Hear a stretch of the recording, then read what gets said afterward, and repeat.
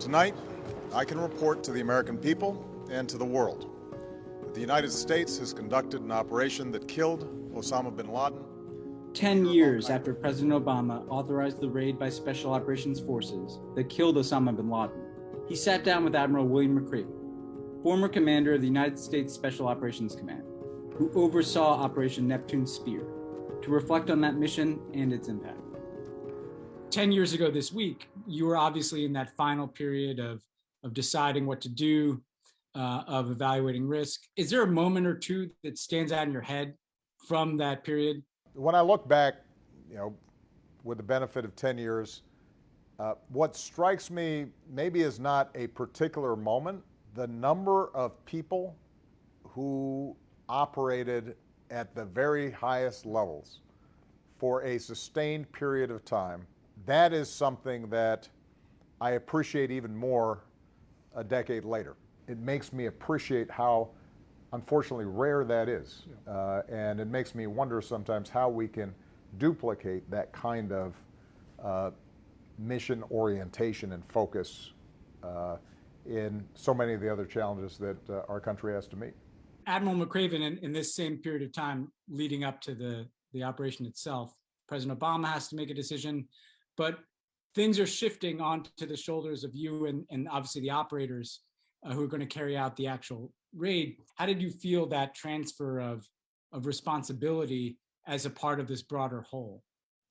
When I came in to the first meeting, I think was in March, and the process allowed us to go from the macro, here are the options we're looking at, down to the micro, which was, okay, we're going to go with the raid, and then you asked all the right questions, the hard questions. But to me, it didn't end there. The process was mission completion, bin Laden captured or dead, and the boys back home safely. Right. And so I didn't feel that all of a sudden there was this historic shift, and the responsibility now came to the military aspect of this. This was an entire process that everybody was part of. I've said it before, but watching your leadership at the head of the table, I remember walking away going, man, you'd have think this guy had been in the military for 35 years, the way you commanded the room. We ran a tight process because the stakes were so high.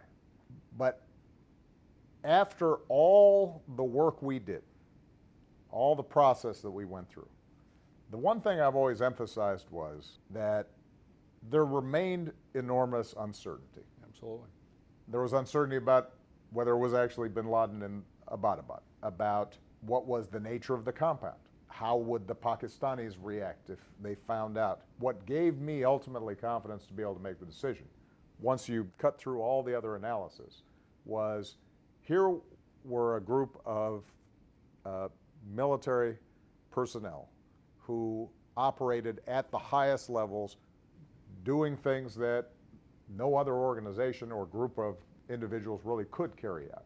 So you make the decision, Mr. President, and then the day before the raid, you, on a Saturday afternoon from the Oval Office, you called Admiral McRaven for one last conversation in which you wished him well, but also asked him to convey your appreciation to the members of the team. Why did you want to make that call, and what did you convey to Admiral McRaven and the team? Two reasons I did that.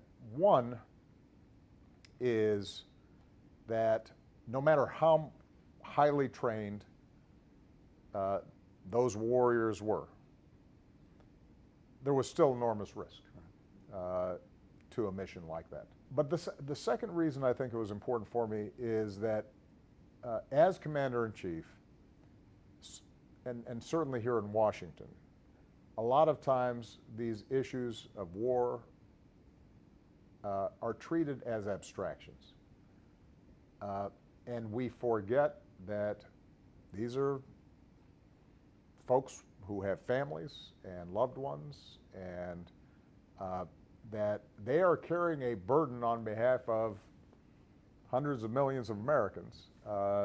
And when you are Commander-in-Chief and you make a decision about a particular mission like that, it was one of those rare opportunities where I had a chance to say, not in after the fact, not in retrospect, not when folks are coming home, but before they go, that we don't take this for granted. This phone call it meant a lot to me and to the guys getting ready to go on the mission. And this was the commander-in-chief, yes, but a man who understood that the SEALs and the Night Stalkers, the helicopter pilots, were getting ready to go on a mission that was, potentially could cost them their lives, and you wanted to convey that to me.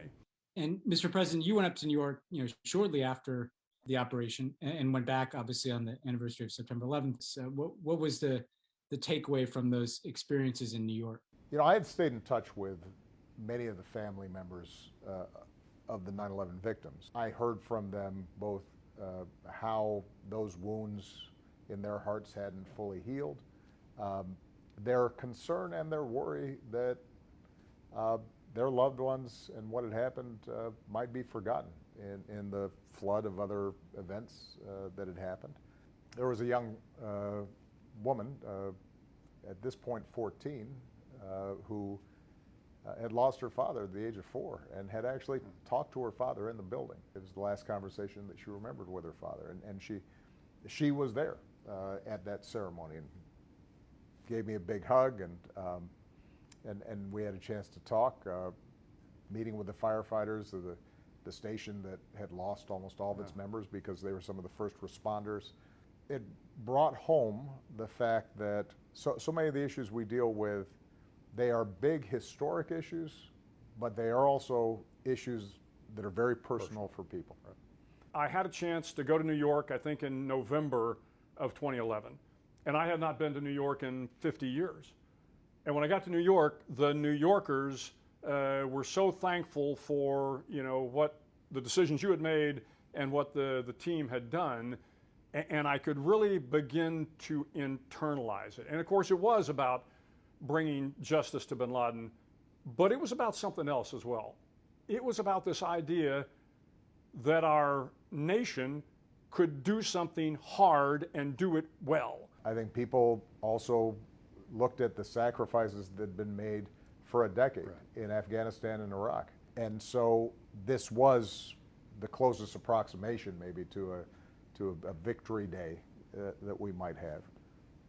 But what I'll always remember is the look on that young woman's face and the story she told about her father.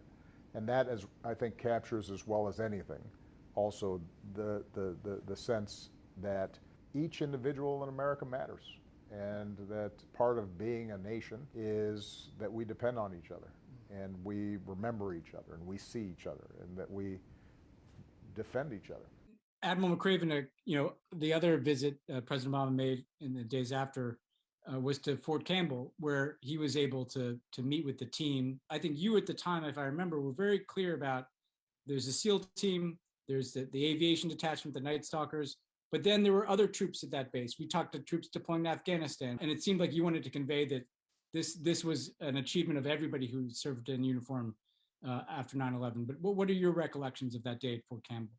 There was a recognition that, yes, it was great for the SEALs and the Night Stalkers to be the final piece of the puzzle, but make no mistake about it, this was the hundreds of thousands of soldiers and sailors, airmen, Marines, intelligence professionals, foreign service officers that had all contributed to this fight. And the best way to have done that, certainly from the Department of Defense side, was to meet with one of the larger elements, which was the 101st Airborne Division. The part that I remember most about that visit was after we got through talking to the SEALs and the Night Stalkers, we went over to the 101st. And the plan, at least as I recall, was you were going to get up. We were in a giant hangar, of course. There were hundreds of soldiers out front. You were going to, say some remarks and then kind of shake a few hands, almost a ceremonial shake a few hands. Right. Well, you came off the platform, you went down.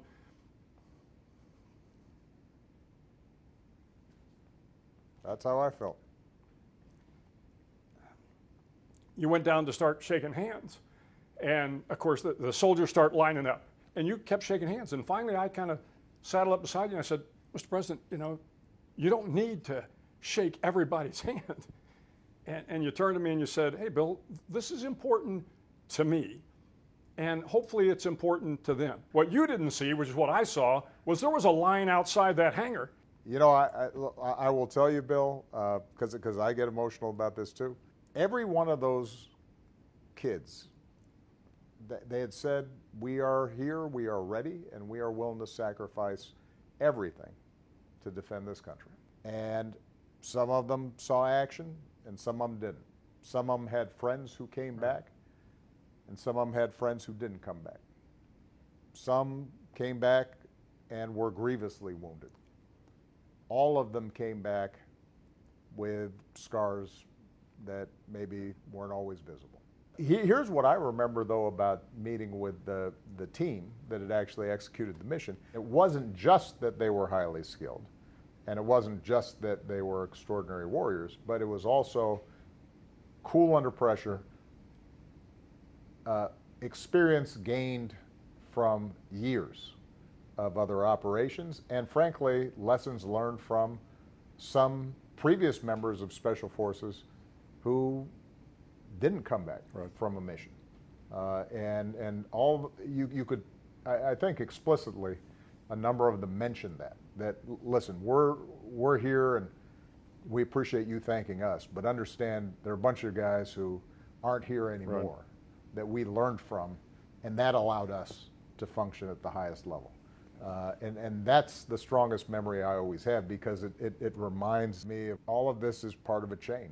You know, we build on the sacrifices and lessons that the hard-won lessons of thousands, tens of thousands, hundreds of thousands of people who've come before. Well, and to your point, sir, it wasn't just the 10 years from 9/11.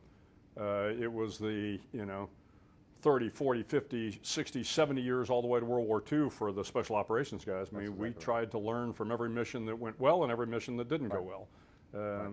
So they were poised to do that. That's exactly right. I'd be remiss if I didn't point this out and ask, Mr. President, you're not the most sentimental guy, but you clearly made a choice there in having that flag that's on the wall behind you. What is the story of how you got that flag, and why did you choose to put it, in such a point of probably the most prominent space in your post-presidency office? There was an American flag that had been taken on the mission. It had been on the helicopter, and it had come back intact, and all of the members of the team who had participated had signed it on the back. And they wanted to present it to me as a gift. That meant the world to me, because it signified that in some small measure, they felt as if I had been true to the mission and their sacrifices, that I had taken it seriously and soberly, and that I had been part of this broader process in a way that elicited trust from them. I know they appreciated, again, the tough decisions, and they were just honored that you took the time to come down and once again thank them. So, well, and I would be remiss if I didn't take this opportunity to say thank you, Bill. I've said this publicly many times. I've written it in my book, but I want to say to you personally, I could not have had a better leader and a better representative of all that's good in our military than you, and having you in charge of this mission is what gave me the confidence to make the decision I did. So I thank you and your family for that. My pleasure, sir. Thank you. Appreciate it.